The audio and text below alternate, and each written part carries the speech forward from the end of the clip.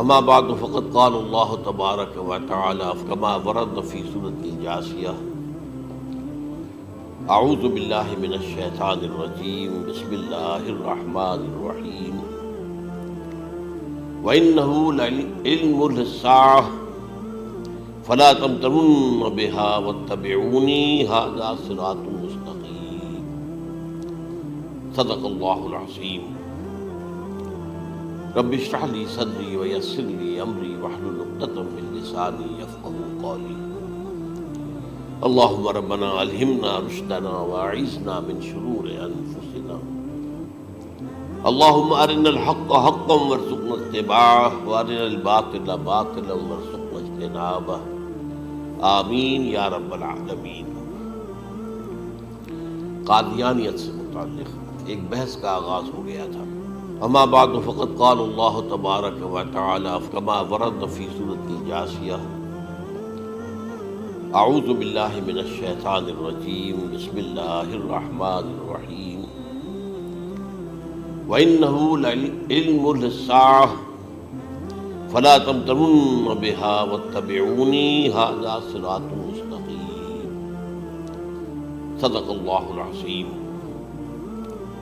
رب اشرح لي صدری ویسر لي امری واحلل عقدۃ من لسانی یفقهوا قولی اللهم ربنا الہمنا رشدنا واعذنا من شرور انفسنا اللهم ارنا الحق حقا وارزقنا اتباعه وارنا الباطل باطلا وارزقنا اجتنابه آمین یا رب العالمین۔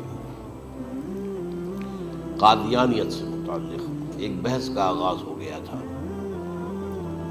کیونکہ ہمارے علم میں یہ آیا تھا کہ قادیانیوں نے خاص طور پر ماڈل ٹاؤن کو اپنا ایک مرکز اور اپنا اڈا بنانے کا فیصلہ کیا، اور اس کا ہمیں تجربہ بھی حاصل ہو گیا۔ کچھ نوجوان اہل سنت کے نوجوان میرے پاس آئے تھے اور انہوں نے میری توجہ اس کرائی کہ یہاں پر یہ اپنی جمعے کی نماز کے لیے اوپن گراؤنڈ استعمال کر رہے ہیں اور اس میں لگا لیتے ہیں پارٹیشن وغیرہ، اور بڑی یوں سمجھیے کہ بڑی مہم کے ساتھ دونوں طرف کی سڑکیں بند کر کے، اور جو بھی لوگ مسافر ہیں انہیں بھی دعوت دیتے کہ آئیں یہاں جمعہ پڑھیں، اور بعض لوگ مغالطے میں وہاں جمعہ پڑھ لیتے۔ اس کے حوالے سے انہوں نے کوشش کی کہ کچھ نہ کچھ اس سلسلے میں، کیونکہ انہوں نے مجھے لا کر قانون دکھایا۔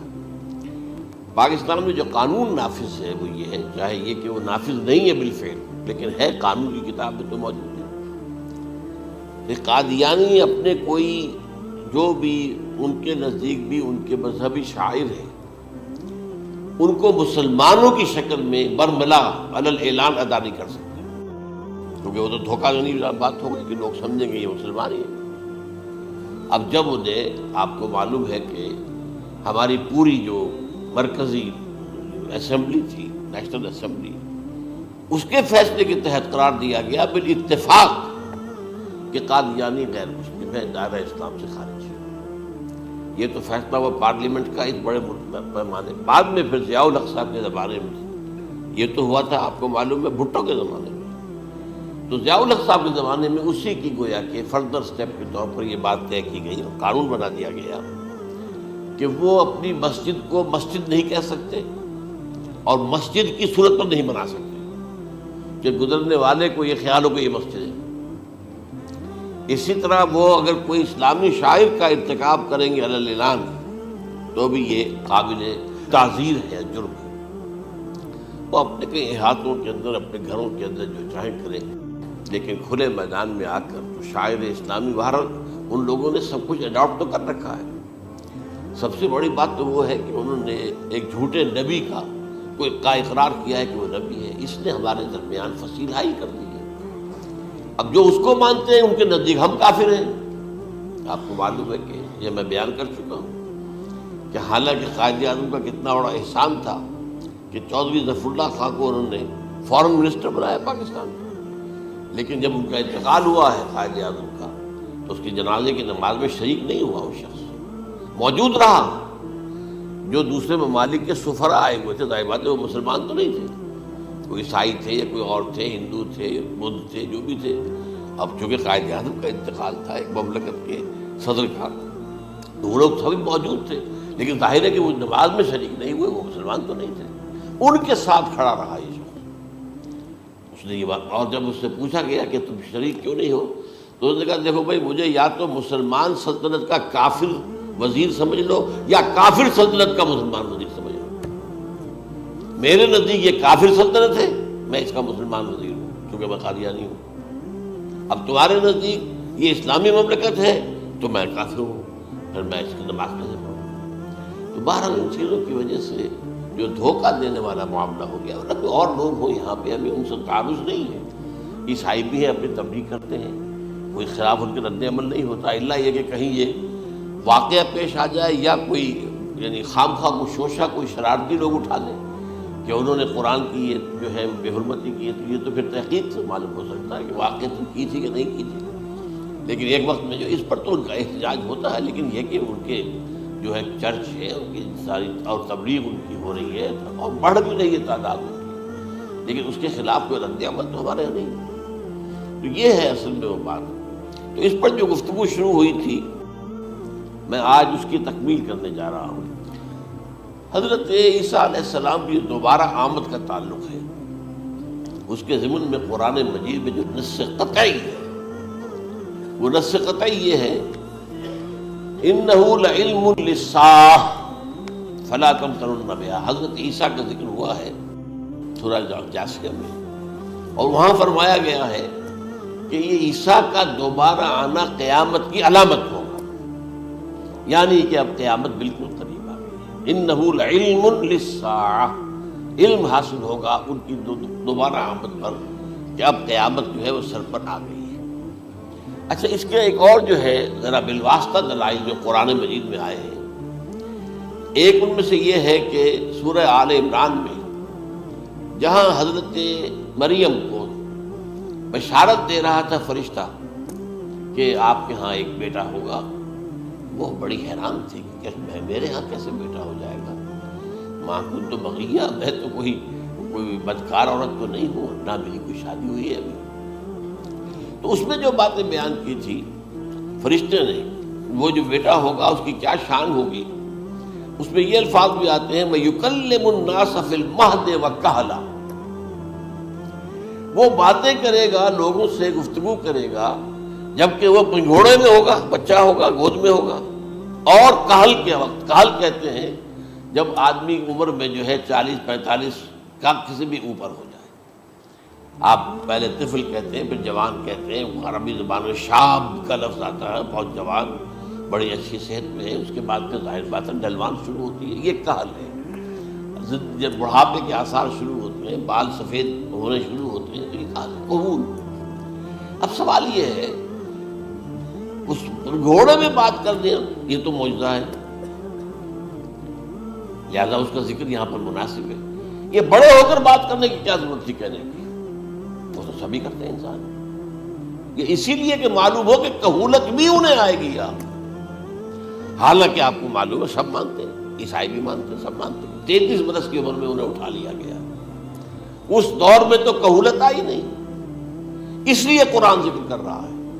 اور یہ بات جو ہے دوسری مرتبہ آئی ہے، یہ سورہ المائدہ میں آیت نمبر 110 وَتُكَلِّمُ النَّاسَ فِي الْمَهْدِ وَكَهْلًا. صرف یہ ضمیر کا فرق ہے، وَيُكَلِّمُ النَّاسَ فِي الْمَهْدِ وَكَهْلًا اور وَتُكَلِّمُ النَّاسَ فِي الْمَهْدِ وَكَهْلًا. یہ ہے جب قیامت کے دن اللہ تعالیٰ حضرت عیسیٰ سے سوال کریں گے، اے عیسیٰ ابن مریم، کیا تم نے میری اجازت سے اور میری تائید سے یہ معجزے نہیں دکھائے، یہ معجزے نہیں دکھائے، میں نے تم پر یہ فضل نہیں کیا.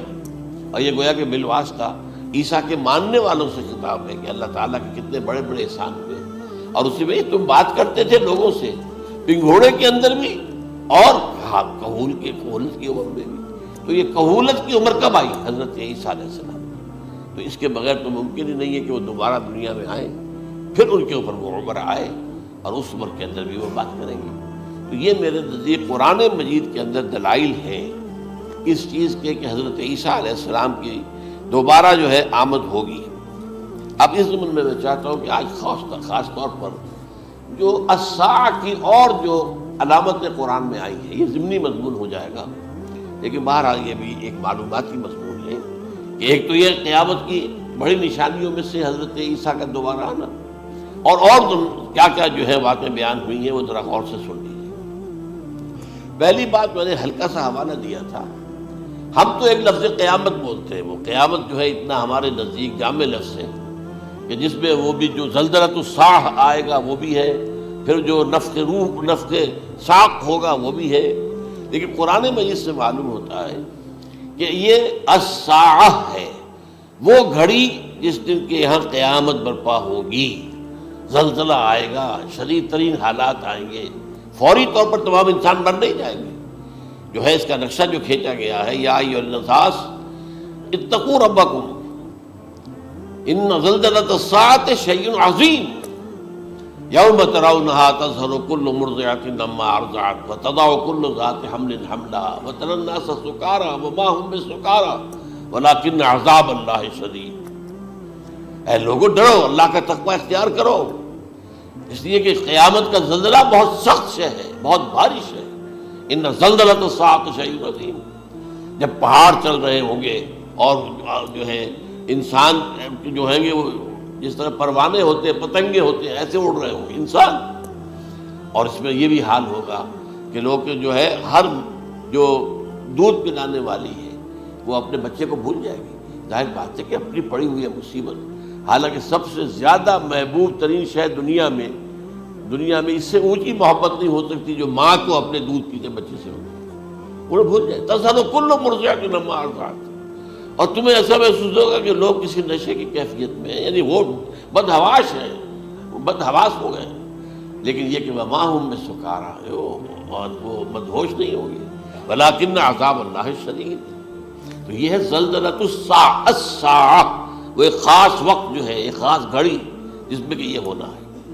اس کے علاوہ قرآن مجید میں القارعہ القارعہ والقارعہ وما ادراک ما القارعہ یوم یکون الناس کالفراش المبثوث وتکون الجبال کالعہن المنفوش۔ اب یہ کیا ہے؟ یہ نقشہ ہے قیامت، یہ الساعہ، القارعہ الساعہ۔ اسی کے ساتھ قرآن میں آتا ہے الواقعہ اذا وقعت الواقعۃ لیس لوقعتها کاذبہ، تو یہ خافضۃ رافضہ، یہ الفاظ سورہ واقعہ میں ہے۔ اسی طریقے سے اور جو الحاقہ ما الحاقہ وما ادراک ما الحاقہ، یہ تمام جو الفاظ قرآن مجید میں آئے ہیں یہ آئے ہیں الساعہ کے لیے، قیامت کے لیے نہیں۔ قیامت میں بعد میں بتاؤں گا آپ۔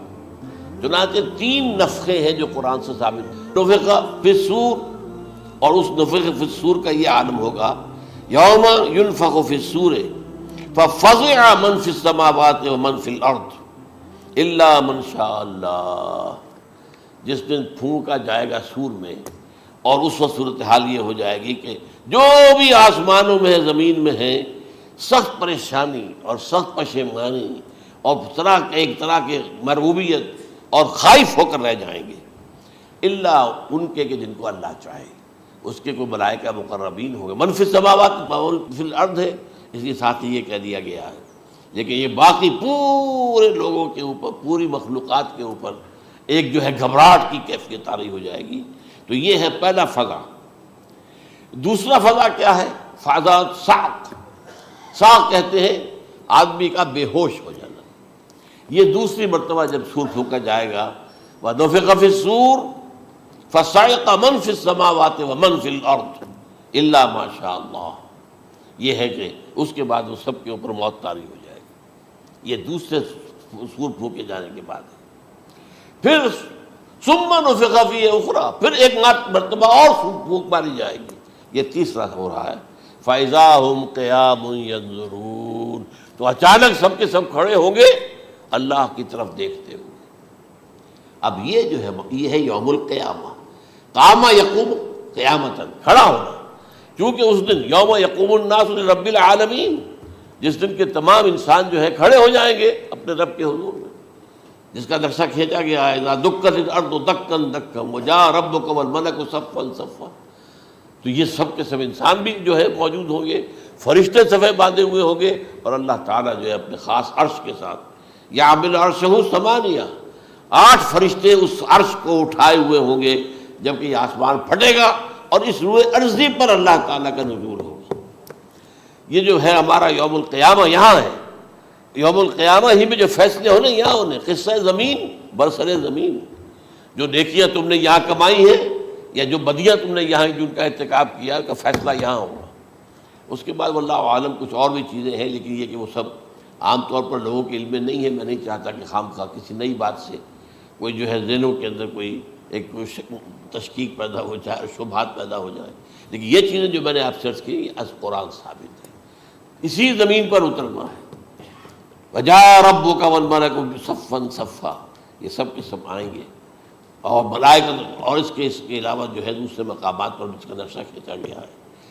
سورۃ الحاقہ کے اندر ہے، اللہ کا عرش جو ہے 8 فرشتے اٹھائے ہوئے نیچے اتریں گے، تو یہ تمام چیزیں قرآن مجید میں مذکور ہیں، اور یوم القیامہ یہی ہوگا۔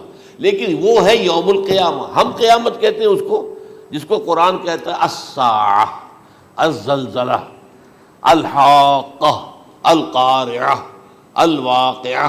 یہ ہے در حقیقت جو پہلا معاملہ ہے کہ اس کے اندر جو ہے فضا ہو جائے۔ اب دیکھیے جو علامات قیامت احادیث میں آئی ہیں وہ میں آج آپ کو سنا رہا ہوں۔ ان کو 2 حصوں میں تقسیم کیا جاتا ہے، علامات صغریٰ، علامات کبریٰ۔ چھوٹی نشانیاں جو درجہ بدرجہ درجہ بدرجہ درجہ بدرجہ حاضر سامنے آئیں گے۔ ایک ہے بالکل قیامت سے متصل قبل بڑے جو خرق عادت واقعات ہوں گے وہ آئیں گے۔ اچھا، پہلی چیز کے سلسلے میں حضرت انس رضی اللہ تعالیٰ عنہ سے یہ مروی ہے، اور یہ حدیث متفق علیہ ہے۔ پہلی علامت حضور نے بیان کی قیامت کی علامات میں سے، اب میں لفظ قیامت اسی معنی میں بول رہا ہوں جس میں کہ ہم عام طور پر بولتے ہیں۔ آپ نے فرمایا علم اٹھا لیا جائے گا، جہالت کا دورہ ہوگا۔ اب یہ کون سا علم اٹھایا جائے گا؟ سائنس کا علم نہیں، دین کا علم۔ آج تو ساری قدر و قیمت جو ہے جس کے لیے دوڑتے ہیں لوگ لاکھوں روپے کی فیسیں دے کر، ایم بی اے ہو رہے ہیں، یہ جو ہے اکاؤنٹنسی کا پاس کر رہے ہیں، یہ سی اے کر لیا ہے، یہ کوئی اور جو ہے فزکس میں، کہیں کیمسٹری میں ڈاکٹریٹ کر لی ہے، ڈاکٹر بن گئے تو کیا ہی کہہ رہے ہیں۔ اس لیے کہ بڑی چیز جو پاکستان سے ایکسپورٹ ہوتی ہے وہ ڈاکٹر ہیں۔ اس جو اتنے بڑے پیمانے پر جو کالج کھلے ہوئے، 3 لاکھ روپے ایک سال کی فیس، 5 لاکھ روپے ایک سال کی فیس، یہ کیوں لیتے ہیں اور کیوں لوگ دیتے ہیں؟ کہ موقع مل جاتا ہے ایم بی بی ایس کر کے۔ امریکہ کے اندر بھی ڈیمانڈ ہے، ان کے ہاں ڈاکٹر جو ہیں جتنے ہونے چاہیے نہیں ہے، لہذا اور بھی بہت سی جگہوں پر ڈیمانڈ ہے۔ تو جس چیز کی مارکیٹ میں ڈیمانڈ ہے وہ علم ہے۔ آج علم کمپیوٹر کا علم ہے یہ، حالانکہ ان میں سے کسی کے اوپر لفظ علم کا اطلاق میرے نزدیک غلط ہے، جہالت ہے۔ علم وہ ہے جو ذہن کو جلا دے، جو سوچ کو جلا دے، روشنی پیدا کرے، دماغی روشنی، وسعت دے، انسان کے فکر کو وسعت دے، اس کے ذہنی جو ہے جو افق ہے اس کو وسیع کرے۔ علم تو وہ ہے جو حقیقت کے کیا علم بھی اس سے عطا فرمائے۔ قرآن ہے، حدیث ہے، باقی اور چیزیں جو اس سلسلے میں آ سکتی ہیں وہ ہے کہ جو قرآن اور حدیث کی سمجھنے میں مومن ہوں اور زیادہ جو ہے اس کے تک فہم کو آسان کر دیں۔ لیکن یہ کہ فرمایا علم اٹھا لیا جائے گا، جہالت کو فروغ ہوگا، ظاہر بات ہے ایک ہی بات ہوئی ہے۔ دوسرے نمبر پہ یہ کہ جہالت کو فروغ ہوگا۔ نمبر 3 زنا کثرت سے ہوگا۔ نمبر 4 شراب نوشی عام ہو جائے گی۔ نمبر 5 عورتوں کی تعداد بہت زیادہ ہو جائے گی، مردوں کی تعداد کم ہو جائے گی، یہاں تک کہ 50 عورتوں کا خیر خبر کرنے والا، کوئی نگرانی کرنے والا، وہ ایک مرد۔ اچھا، یہ تو ہے ایک حدیث جو میں نے آپ کو بیان کر دی، متفق علیہ، یہ بخاری اور مسلم دونوں میں ہے۔ دوسری حدیث بخاری کی ہے، اس کو حضرت ابو ہریرہ رضی اللہ تعالیٰ عنہ نے روایت فرمایا ہے، قیامت آئے گی جب امانت ضائع ہو جائے گی۔ آج ہمارے ہاں امانت کے ضائع ہونے کا جو نقشہ ہے شاید پوری دنیا میں کہیں اور نہیں۔ جس طرح کے غبن یہاں ہوتے ہیں، جس طرح کک بیکس جو ہے وہ لیے جاتے ہیں، اس غریب یعنی قوم غریب ہے لیکن یہاں وہ امیر بہت بڑے بڑے لوگ ہیں، وہ تو دنیا بھر کے ٹاپ کے امیروں کے اندر اس کا شمار ہو جائے گا۔ لیکن یہ کہ یہ سب امیر کیسے بنے؟ غبن بلین آف ڈالرز کا. اب تو اس سے کم کی تو بات ہی نہیں ہوتی. فلاں نے اتنے بلین جو ہے پیسے اپنا جو ہے قرضہ معاف کرا لیا. بھائی کس نے کیا، کون کرتا ہے معاف؟ یہ کسی کے باپ کی جاگیر ہے؟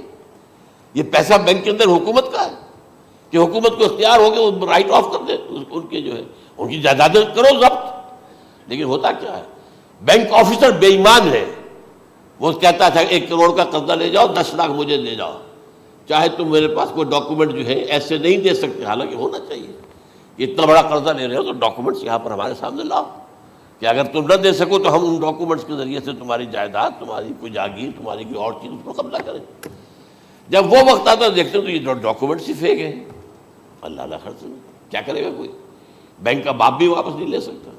اور یہ سب کس کی بے ایمانی ہے؟ وہ جو بیٹھا ہوا بینک مینیجر، سارا سودا اس کے مابین ہوتا ہے کہ 1 کروڑ ہے نا، 10 لاکھ مجھے تو 90 تم لے جاؤ. باقی یہ کہ ٹھیک ہے میں تمہارے جو ڈاکومنٹس تم پیش کرے اس میں کوئی اعتراض نہیں کرتا، بس جاؤ. اور نمبر 2، حکومت نااہلوں کے سپرد ہو جائے گی. یہ ہے امام بخاری کی روایت کردہ روایت جو حضرت ابو ہریرہ سے. مسلم شریف میں ابو ہریرہ رضی اللہ تعالیٰ عنہ سے ایک اور روایت ہے، مال عام ہو جائے گا یہاں تک کہ زکوٰۃ قبول کرنے والا کوئی نہ ہوگا. یہ بات وہ ہے جو آج سعودی عرب اور UAE کے اندر آپ کثرت سے دیکھ سکتے ہیں. دولت جو ہے وہ ریل پیل. ابھی تھوڑا سا آیا ہے معاملہ خاص طور پر دبئی میں، کیونکہ وہاں بہت زیادہ کنسٹرکشن ہو رہی تھی. تو پوری دنیا میں آپ کو معلوم ہے کہ جو ریئل اسٹیٹ کہلاتا ہے اس کا حال بہت پتلا ہے، لیکن وہاں کے دولت ریل پیل ہے ہر جگہ پر.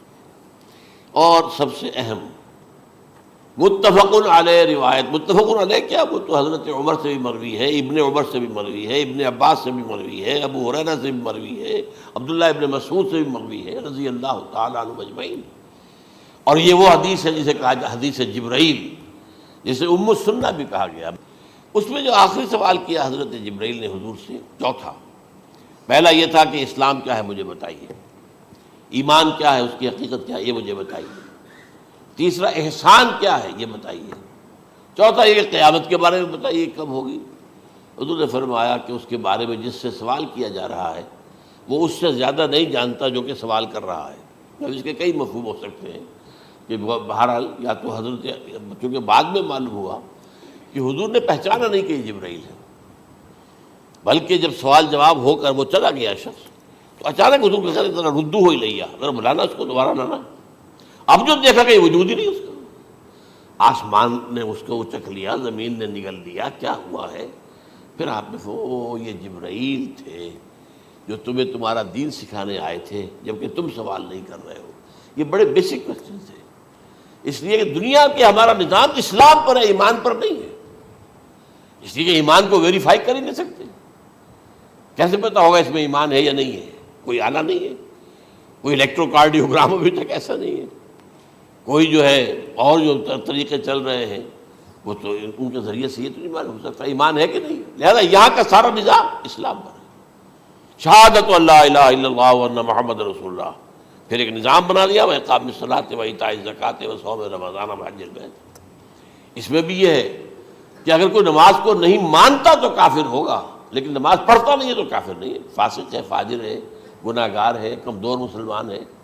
اس طرح زکوٰۃ کا منکر ہو جائے گا تو وہ کافر ہوگا، لیکن زکوٰۃ دے نہیں رہا ہے تو یہ گویا کہ گناہ گاری ہے، کمزوری ہے. تو اس حوالے سے نوٹ کر دیجئے کہ یہاں کا دنیا کا سارا اسلامی نظام اور سارا کانسٹیٹیوشنل اور لیگل سسٹم جو ہے اسلام کا وہ اقرار باللسان پر ہے. ایمان ہے وہ کہ جس کی بنیاد پر وہاں فیصلے ہوں گے. یہاں کوئی شخص مسلمانوں کا بڑا لیڈر ہے، بڑا علامہ ہے، بڑی اس کی قدر و منزلت ہے، اس کے ہاتھ چومے جا رہے ہیں، پاؤں چومے جا رہے ہیں.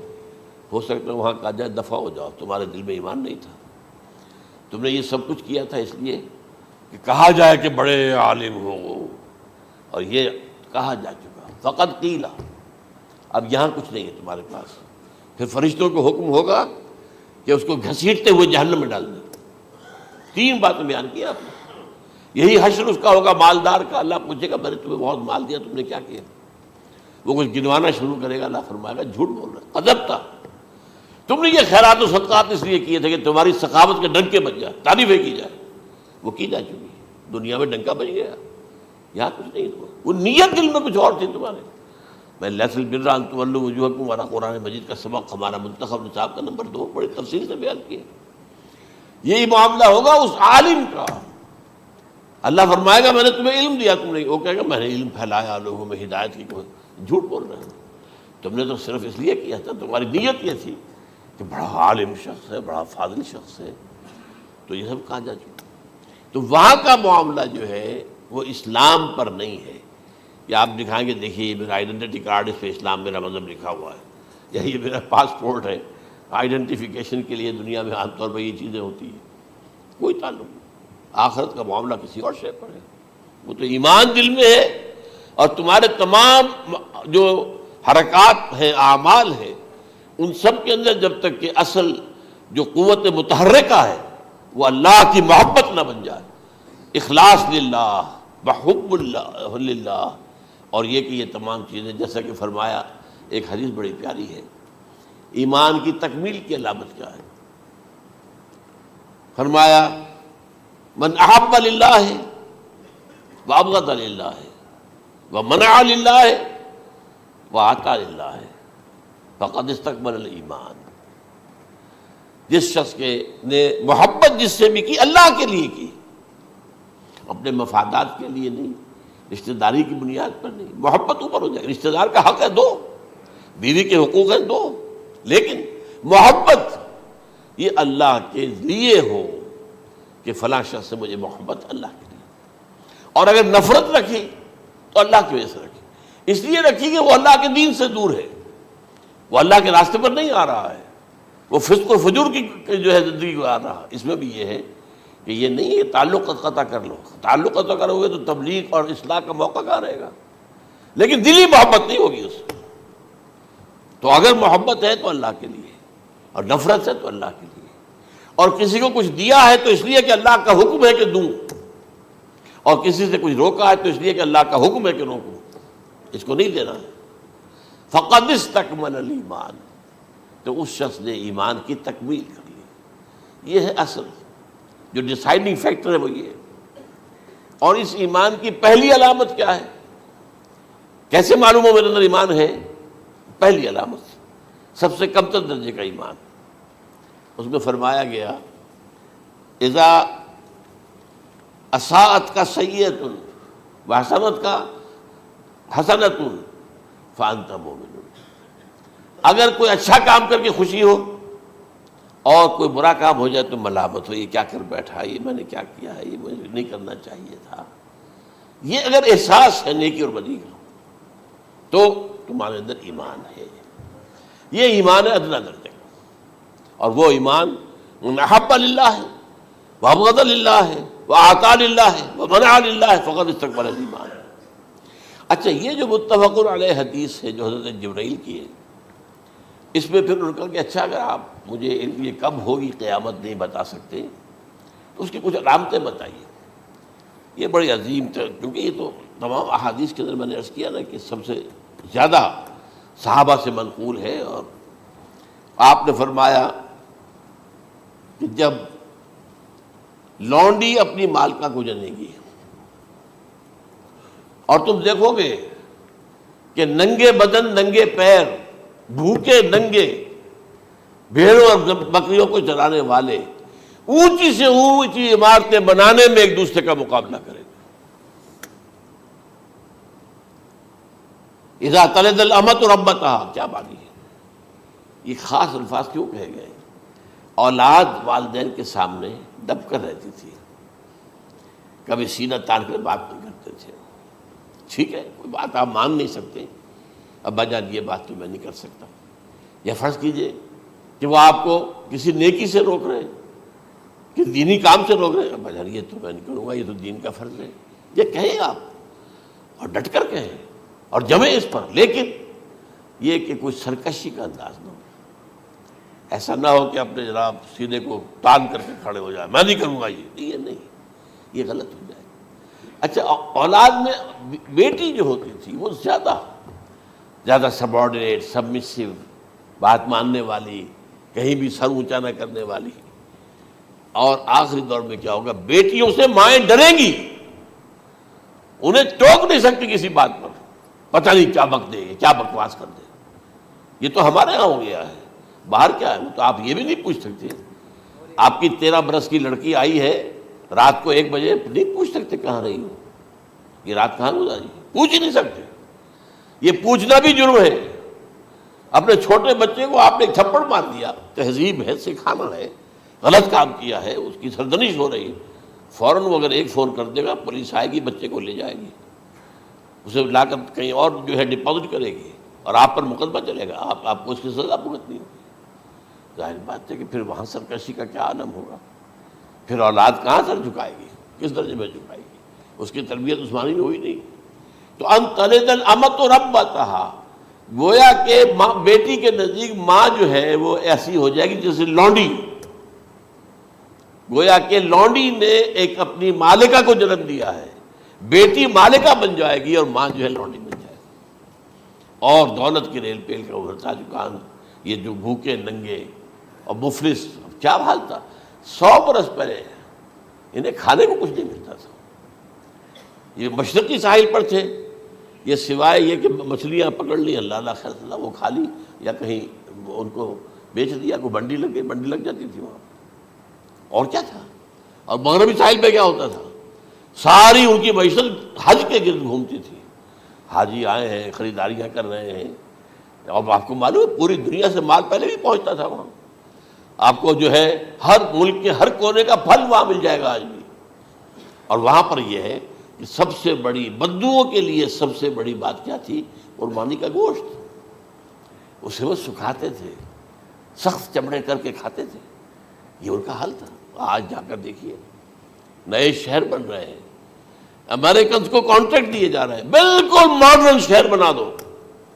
ایک ایبسلیوٹلی ماڈرن شہر جو ہے وہ جو مشرقی ساحل کے اوپر جو پہلے سے آرام کو سٹی ہے، امریکن سٹی ہو، اس کے اندر کوئی سعودی بھی داخل نہیں ہو سکتا سوائے جس کے پاس اس سٹی کی طرف سے لائسنس نہ ہو. اور اس کی 4 دیواری کے اندر، 4 دیواری کیا فصیل کے اندر کہی ہے، جو چاہو کرو، کوئی تم پر پابندی نہیں. ننگے نہاؤ، تالاب ہے نہا رہے، ننگی عورتیں ننگی مردیں نہا رہے، کوئی پوچھنے والا نہیں. اب اسی قسم کا ایک سٹی آباد ہونا جا رہا ہے مغربی ساحل پر، جدہ اور ینبوع کے درمیان. اور اس میں اصل میں جتنی بھی دولت ہے جو پیٹرول کی ہے وہ وہیں پر رکھ لی جاتی ہے امریکہ کے اندر، تاکہ امریکہ جو ہے ایسے ایسے پروجیکٹ بنا کر جب تمہیں دے گا تو اس میں سے پیسے دے گا، وہ نہیں ملتی ان کو واپس. بہرحال یہ تو میں نے ایک جگہ آپ سے ذکر بھی کیا تھا، دی کنفیشنز آف این اکنامک ہٹ مین. وہ کنفیشنز کی بات جو ہے اگر آپ میں سے کسی کو دلچسپی ہو تو اسے پڑھیں کہ کس طریقے سے 1973 کے آئل امبارگو کے بعد جو شاہ فیصل شہید کے زمانے میں ہوا تھا، پھر جس طریقے سے امریکہ نے ان تمام ممالک کو جکڑ لیا ہے، اس کا پورا جو پروسیس کیا تھا وہ سامنے آتا ہے. بہرحال اس کے بعد آتا ہے علامات کبریٰ کا ذکر، بڑی علامتیں جو کہ بالکل خرق عادت کے انداز میں ہوگی، جن کا معاملہ جو ہے وہ آپ کے ناپ تول میں نہیں آ سکتا. آپ کی کیمسٹری فزکس اس کا جو ہے وہ نہیں کر سکتی ادراک ہوگا یہ قیامت کی. ان میں نمبر 1 کیا ہے؟ ایک بہت بڑا دھواں آئے گا، پوری دنیا کو لپیٹے گا. نمبر 2 دجال کا ظہور ہوگا، جو اپنی خدائی کا دعویٰ لے کر آئے گا اور بنوائے گا. اس کے ہاتھ میں ہو جائیں گے، قبضے میں ہو جائیں گے سارے ذرائع پیداوار کے. اس کی طرف بھی پہلا قدم اٹھ چکا ہو، ٹرپس کے نام سے معاہدہ ہو چکا ہے. کوئی ملک اپنا بیج پیدا نہیں کر سکتا. یہ بیج ہم نے ڈیولپ کیے ہیں. ان کے ڈیولپمنٹ سے پہلے تم 1 ایکڑ سے کتنی گندم لیتے تھے، آج کتنی لے رہے ہو؟ کس بنا پر؟ جینیٹکس کا جو کام ہم نے کیا ہے اس کی بنا پر ہو رہا. ہاں تو ہمارا حق ہے، اس کی رائلٹی ہمارے پاس آنی چاہیے.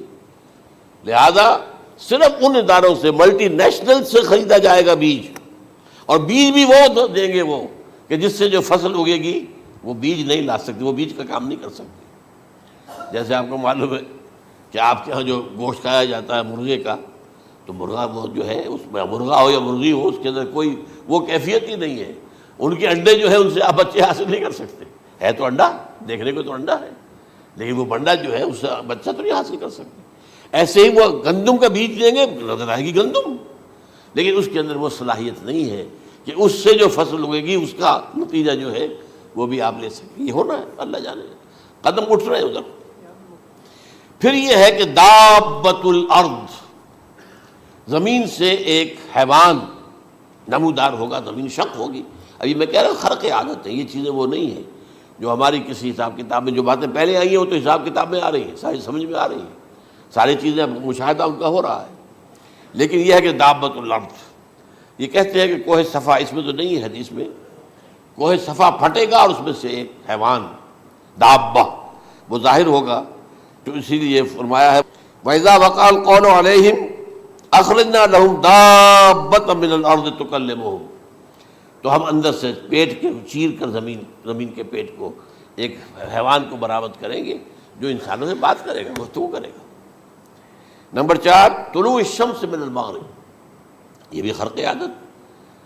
سورج تو طلوع ہوتا ہے مشرق سے، غروب ہوتا ہے مغرب میں، لیکن اس وقت معاملہ الٹا ہو جائے. یعنی جو کائنات کے اندر جو گڑبڑ ہوگی کچھ سمجھ میں بات آتی ہے کہ یہ معاملہ جو ہے یہ تو اس پورے سولر سسٹم کو اگر بدل دیتے ہیں تو مشرق مغرب ہو جانا، مغرب مشرق ہو جانا، یہ سمجھ میں آنے والی بات ہے. اس کے بعد ہے عیسیٰ ابن مریم کا نزول، جس کے بارے میں آج میں نے گفتگو کی ہے تفصیل سے. یہ نزول ہونا ہے، یہ علامات قیامت میں سے حضور نے بیان فرمایا ہے، اور قرآن مجید کی جو اصطلاحات ہیں اس کے حوالے سے میں نص قطعی جو ہے وہ میں آپ کے سامنے رکھ چکا ہوں. پھر یاجوج ماجوج کا ایک معاملہ ہے، یہ میں ابھی اس وقت زیادہ اس پر بات نہیں کر سکتا. حضرت عیسیٰ علیہ السلام کے نزول کے بعد 2 کام ہوں گے.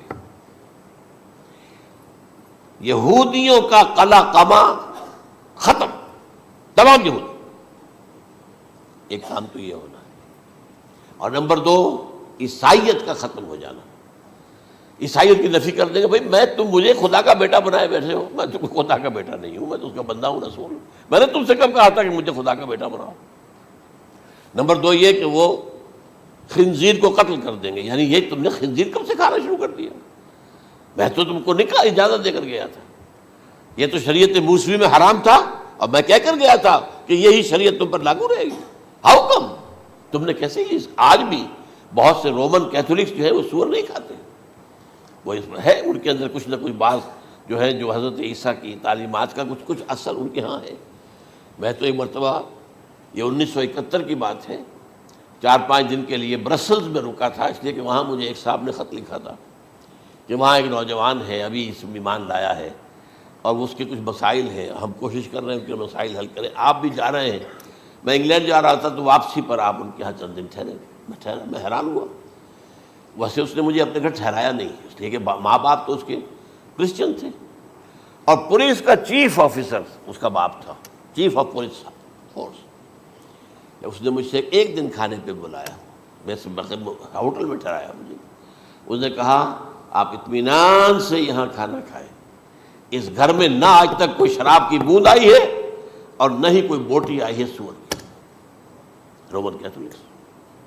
اب اکلوتا بیٹا تھا یہ عبدالعزیز، اس نے بعد میں نام رکھا، وان کینٹر اس کا نام تھا جو کہ اوریجنل تھا. پھر اس نے نام رکھا عبدالعزیز وان کینٹر، پرانا نام بھی بحال رکھا. نہایت خوبصورت. 28 سال کی عمر تھی، اور اس وقت میں نے دیکھا تھا کہ اس کی فقہی معلومات جو ہے میری معلومات سے 10 گنا زیادہ. اس کی وجہ کیا ہے؟ وہ گیا تھا موراکو میں ایز اے ٹیچر ملازمت کرنے، پیسہ کمانے. وہاں وہ مسلمانوں سے اس کا ہوا رفت ضبط ہوا، اسلام کی تعلیمات سامنے آئی، اسلام لے آیا. اب اکلوتا بیٹا ہے، اور ماں باپ جو ہے کرسچن کیتھولکس.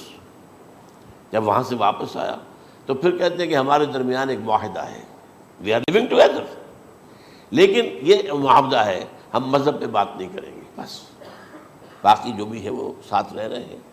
لیکن میں حیران ہوا، مجھے معلوم نہیں تھا. اچھا اس کے بعد اس نے جب اسلام کا فیصلہ کیا تو اس کے سامنے سوال آیا کون سی فقہ اختیار کروں. تو اس نے بڑی جو ہے تھورو اسٹڈی کی ہے تمام فقہوں کی، کمپیریٹو اسٹڈی. ان کو کرنے کے بعد پھر فائنل فیصلہ اس کا یہ تھا کہ حنبلی فقہ میں اختیار کروں.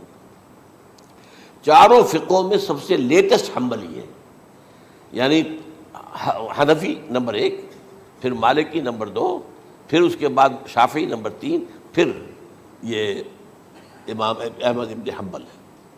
اور امام احمد ابن حنبل کے زمانے تک احادیث بہت بڑے پیمانے پر جمع ہو چکی تھی، جبکہ ابھی حضرت امام ابو حنیفہ کے زمانے میں کوئی اتنا زیادہ جو ہے حدیث کا بھی ذخیرہ نہیں بنا تھا۔ اسی پر تو لوگ حیران ہوتے ہیں کہ زیادہ حدیث امام ابو حنیفہ کے علم میں نہیں تھی، لیکن مجال ہے کہ ان کا کوئی فتویٰ جو ہے کتاب و حدیث کے، کتاب اور سنت کے خلاف ہو۔ اگرچہ انہوں نے صاف کہا کہ اگر تم پاؤ کوئی ایسی سچی حدیث، پختہ حدیث جو میری کسی رائے کے خلاف ہو، تو میری رائے کو دیوار پر دے مارنا اور اس صحیح حدیث کا پیروی کرنا۔ لیکن ویسے اس کے بعد یہ کمال یہ ہے کہ بہت ہی کوئی شاذ معاملہ ہے کہ جس میں ان کا کوئی فتویٰ وہ کتاب و سنت کے منافی ہو یا سنت کے منافی ہو۔ کتاب پہ تو سوال پیدا نہیں ہوتا، کتاب تو ساری ان کے سامنے موجود تھی۔ اس کے بعد یہ ہے کہ یاجوج ماجوج، اصل میں بتا رہا تھا آپ کو کہ جب عیسائیت بھی ختم ہو گئی، یہود ویسے ختم ہو گئے، استیصال ہو گیا، جڑ کٹ گئی، اب عیسائیت گویا کہ اسلام میں ضم ہو گئی، عیسائیت مذہب ختم، یہودی خود ختم۔ اب یہ طاقت کتنی ہو جائے گی؟ تقریباً 2/3 دنیا آ گئی،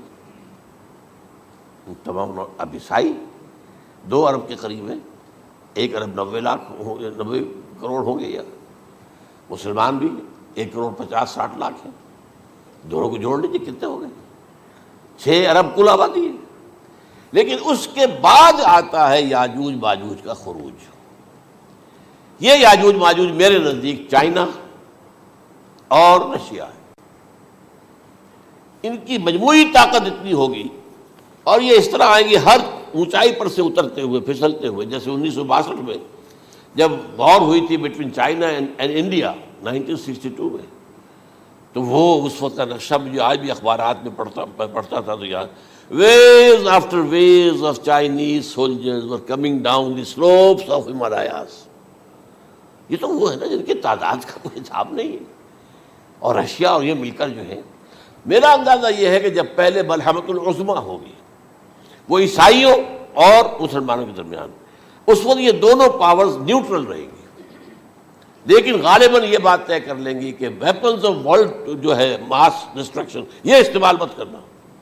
اگر یہ ویپنز آف ماس ڈسٹرکشن استعمال کرو گے تو ہم میدان میں آ جائیں گے۔ اس میں وہ جنگ جب ہو چکے گی، پھر حضرت عیسیٰ کو فتح حاصل ہو جائے گی، اور پھر یہ کہ یہودیت ختم ہو جائے گی، عیسائیت بطور مذہب ختم ہو کر اسلام میں ضم ہو جائے گا، پھر وہ 40 برس کا عہد حکومت ہے حضرت عیسیٰ علیہ السلام۔ لیکن جب یہ فتح ہو جائے گی ان پر، اب یاجوج ماجوج آئیں گے، اور اتنی تعداد میں آئیں گے کہ بحیرہ طبریہ جو ہے اس کا سارا پانی پی جائیں گے۔ یہ تو اگر آپ کو کبھی اندازہ ہو یا کوئی آپ جانیں ان لوگوں کو جو ان چینیوں سے واقف ہیں، وہ کہتے ہیں زمین پر ہلتی ہوئی کوئی چیزوں سے وہ چھوڑی چھوڑ کے کھا جائیں گے۔ جہاں وہ جاتے ہیں ایز اے لیبرر، وہاں کے جو سارے کتے ہیں ختم، ساری بلیاں ختم، ہر شے، وہ جو سانپ کھاتے ہیں، ہر چیز کھاتے ہیں، اور یہ تمام ایسٹرن کنٹریز کے اندر ہوتا ہے، بڑی ڈیلیشس ڈشز ہیں یہ سانپ وغیرہ وغیرہ، اور یہ جس طرح کھا جائے، پانی پئے، ایک قطرہ نہیں رہے گا اس پر۔ تو پھر جو ہے اللہ تعالیٰ اس وقت جو ہے اس میں ایک ایسی بیماری پیدا کرے گا، یہ سب مر جائیں، یہ معجزے سے ہوگا۔ یعنی ان کے اوپر فتح جو ہے وہ عام لڑائی کے ذریعے سے نہیں ہوگی، بلکہ اس کے اوپر فتح جو ہوگی وہ اللہ تعالیٰ سے بوجھ، ایک بیماری پیدا ہوگی، سب مر جائیں گے، اور اس کے بعد اللہ تعالیٰ ایسے پرندے بھیجے گا بڑی لمبی لمبی گردنوں والے، وہ ان سب کو کھا جائیں گے، جیسے ہمارے ہاں گدھ ہوتے ہیں، وہ ان کو صاف کر دیں گے۔ ورنہ تو یہ ہے کہ پوری دنیا کے اندر جو بدبو اور جو پیدا ہوتا معاملہ اس سے، تو اس نوع انسانی کی بقا ممکن نہیں تھی۔ ان کے خاتمے کے بعد پھر یہ ہوگا کہ حکومت اسلامی جو ہے پوری دنیا میں حضرت مسیح علیہ السلام کی ہوگی۔ 45 برس وہ رہیں گے، اسی میں وہ کہلن بھی آ جائے گا، وہ فی المہد و کہلن جو میں نے شروع میں بیان کیا تھا، اسی میں پھر یہ ہے کہ وہ شادی بھی کریں گے، ان کی اولاد بھی ہوگی، اور پھر ان کا انتقال ہوگا تو حضرت حضور صلی اللہ علیہ وسلم کے حجرے میں، وہیں پر جہاں حضور اور ابو بکر اور عمر رضی اللہ تعالیٰ عنہم دفن ہیں، وہیں پہ ان کو دفن کیا جائے گا، اور قیامت کے دن حضور فرماتے ہیں کہ میں اور یہ تینوں ساتھ نکلیں گے۔ تو یہ ہے حالات و واقعات۔ بہرحال اس میں یہ ہے کہ یہ نوٹ کر لیجئے کہ جہاں تک ہمارے ہاں آج کل کا معاملہ ہے، میرے نزدیک میں یہ کہنے پر مجبور ہوں جو رفع و نزول مسیح کو نہیں مانتا وہ کم سے کم منکر حدیث ضرور ہے. میں اس سے کم کا فتویٰ نہیں دے سکتا. اب یہ ہے کہ جو لوگ مہدی کو نہیں مانتے ان کا معاملہ میں مختلف سمجھتا ہوں. چند منٹ لے رہا ہوں آپ کے اور اس لیے کہ ان کی حدیثیں صحیحین میں نہیں ہیں، بخاری مسلم میں نہیں، اور یہ کہ بہرحال ان کا معاملہ جو ہے وہ ایسا نہیں ہے حضرت عیسیٰ کا. حضرت عیسیٰ کے آنے کا جو کچھ ہوگا وہ تو میں نے آپ کے سامنے بیان کر دیا. لیکن یہ ہے کہ حضرت مہدی ہمارے نزدیک اس میں خرق عادت کوئی ہے ہی نہیں. جیسے ہر صدی کے مجدد ہوتے ہیں، آخری صدی کے مجدد وہ ہوں گے، اور میرے نزدیک یہی آخری صدی ہے، اور اسی میں حضرت مہدی کا ظہور ہو جانا. سعودی عرب میں کوئی خانہ جنگی ہوگی کسی بادشاہ کے انتقال پر، اور پھر اس وقت یہ ظاہر ہوں گے. اس وقت ملک کے حالات کو سنبھالنے کے لیے لوگ ان کو زبردستی نکالیں گے، چھپے ہوئے ہوں گے ایک گھر میں. یہ حضرت ام سلمہ رضی اللہ تعالی عنہ کی روایت ہے کہ ایک بادشاہ کے انتقال پر یہ خانہ جنگی ہو جائے گی، اور ایک شخص مدینے سے بھاگ کر مکے میں چھپ جائے گا. یہ تو ہے ان کے الفاظ، میں توجیہ کر رہا ہوں. یہ لوگ ان کی طرف دیکھ رہے ہوں گے کہ یہ جو وقت آیا ہے فتنے کا ہماری قوم پر، ہمارے ملک پر، تو ان کی شخصیت ایسی ہے کہ یہ بیچ میں آئیں، صلح صفائی کرائیں، اور وہ جو ہے اس ذمہ داری سے بچ کر بھاگیں گے اور جا کر مکے میں چھپ جائیں گے. پھر لوگ انہیں تلاش کر کے نکالیں گے اور زبردستی ان کے ہاتھ پر بیعت کریں گے، ورنہ وہ اتنے بڑے منصب کو. اور پھر یہ بھی ہے، ایک حدیث میں آتا ہے یصلحو فی لیلۃ واحدہ، ایک رات میں ان کی مکمل اصلاح کر دیں گے. یعنی اگر کوئی تھوڑا بہت نقص اور عیب کوئی ہوا بھی، کوئی کمی کوتاہی ہوئی بھی، تو اللہ تعالیٰ ایک رات میں اصلاح کروا دیں. لیکن ہمارے نزدیک اس کے اندر کوئی خرق عادت ہے ہی نہیں. البتہ جو کہتے ہیں اہل تشیع، وہ خرق عادت ہے کہ ان کے 12ویں امام جو ہے وہ بچپن ہی کے اندر اس خوف سے کہ جو بنو عباس بادشاہ ہیں وہ ان کو قتل کر دیں گے، تو وہ ایک غار میں چھپا دیے گئے. اب وہ 1200 برس سے اس غار کے اندر چھپے ہوئے، اور اس کے بعد وہ ظاہر ہوگی، وہ امام مہدی ہوں گے. اس میں خرق عادت ہے. لیکن میں یہ کہتا ہوں کہ محض خرق عادت کی بنیاد پر ہم اس کی نفی نہیں کریں گے. کیوں؟ کیا ہم یہ نہیں مانتے کہ اصحاب کہف 300 برس تک سوئے رہے؟ یہ کیا عام بات ہے؟ حضرت عزیر علیہ السلام اللہ نے انہیں موت دی، موت، اور 100 برس کے بعد زندہ کر کے اٹھا لیا. تو خرق عادت حضرت عیسیٰ کو ہم اتنا بڑا خرق عادت مانتے ہیں کہ اٹھا کر آسمان پر، تیسرے آسمان کے اوپر ہیں، موجود ہیں، اب بھی ہیں. شب معراج میں تیسرے آسمان پر حضور کی ملاقات ان سے ہوئی. تو یہ خرق عادت کی بنیاد پر نفی نہیں ہم کرتے. ہو سکتا ہے، لیکن یہ کہ اس کے لیے ہمارے پاس کوئی دلیل نہیں، کوئی احادیث نہیں، کچھ نہیں، اس لیے ہم اس کو نہیں مانتے. البتہ خود وجود جو ہے حضرت مہدی کا وہ کوئی عجیب بات نہیں ہے. وہ تو جیسے پہلے بھی آئے ہیں ہمارے مجددین، ایسے مجدد ہوں گے اور دین کو تازہ کر دیں گے. ایک صحیح اسلامی ریاست جو ہے وہ عرب میں قائم ہو جائے گی دوبارہ. حضور نے فرمایا وہ عدل اور انصاف سے عرب کو اسی طرح بھر دے گا جیسے کہ وہ اس سے پہلے ظلم اور جور اور زیادتیوں کے سے بھری ہوئی ہوگی. تو یہ کام ہوگا، یہ تو مجدد کا کام ہوتا ہی ہے اس حوالے سے. لیکن بہرحال میں نے پھر بھی کہا کہ اگر احادیث کی کمزوری کی وجہ سے کہ صحیح عین میں نہیں ہے، اگر کوئی شخص انکار کرے تو مجھے کوئی اعتراض نہیں ہے، ٹھیک ہے. لیکن جو حضرت عیسیٰ کے رفع سماوی اور حضرت عیسیٰ کے نزول کا انکار کرتا ہے، وہ کم سے کم، میں انہیں اور آگے کوئی فتویٰ نہیں دیتا کہ وہ کافر ہو گئے یا یہ ہو گئے یا وہ ہو گئے، لیکن منکر حدیث کے لائن میں تو وہ لازماً کھڑے ہو گئے، کیونکہ اتنی واضح اور پکی حدیثیں ہیں حضرت مسیح کے نزول کی، اور علامات قیامت میں جس طرح ان کا ذکر آتا ہے کہ اس سے انکار جو ہے وہ جب تک آپ پوری حدیث کے ذخیرے کا انکار نہ کریں اس وقت تک ممکن نہیں ہے. اقول قولی ھذا واستغفر اللہ لی ولکم ولسائر المسلمین والمسلمات.